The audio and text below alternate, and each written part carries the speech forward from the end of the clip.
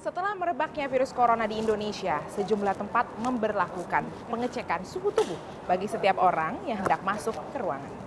Ya, kita periksa Mbak ya. Oke Pak, Nah, di sini tertera 36, ya 36. lantas apakah pengecekan suhu ini cukup efektif?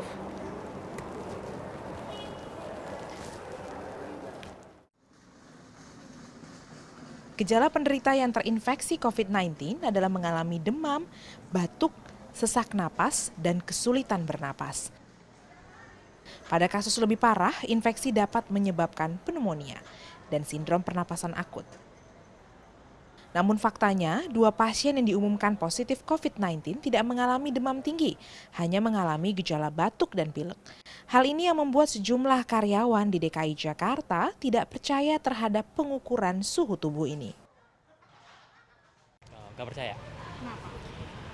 Karena mungkin alat pendeteksinya itu kayaknya lebih kompleks ya untuk mendeteksi penyakit corona gitu, tidak hanya cuma di scan doang di atas kepala kita gitu. Sebenarnya percaya nggak percaya sih Mbak, cuman ya ikutin aja deh, ini kan salah satu usaha perusahaan untuk deteksi coronanya itu gimana secara umum. Ini kan salah satu tindakan preventif.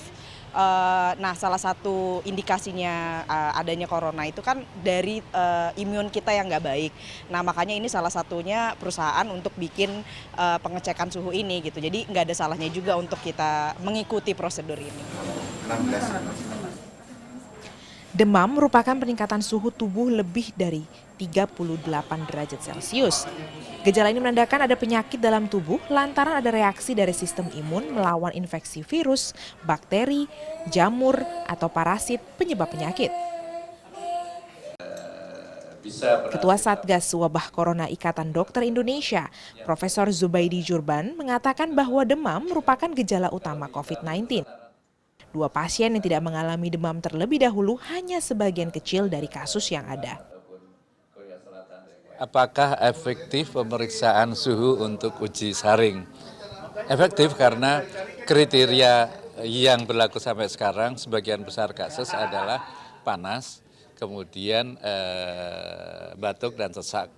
Apalagi kalau ada riwayat kontak dengan pasien kecil. Nanti kalau pengumpulan kasus di Indonesia makin banyak, dan ternyata tanpa panas, ya kriterianya harus dirubah. Dunia kan sudah ada 100.000 lebih. Data menunjukkan bahwa sebagian besar panas.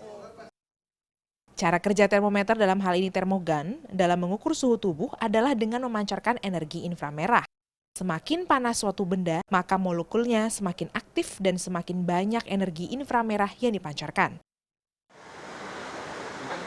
Alat ini mampu mengumpulkan energi yang dipancarkan, ditransmisikan, dan dipantulkan dari suatu objek. Sensor dalam termogan kemudian akan mengubah data-data tersebut menjadi ukuran energi panas dari objek tersebut. Tim Liputan CNN Indonesia.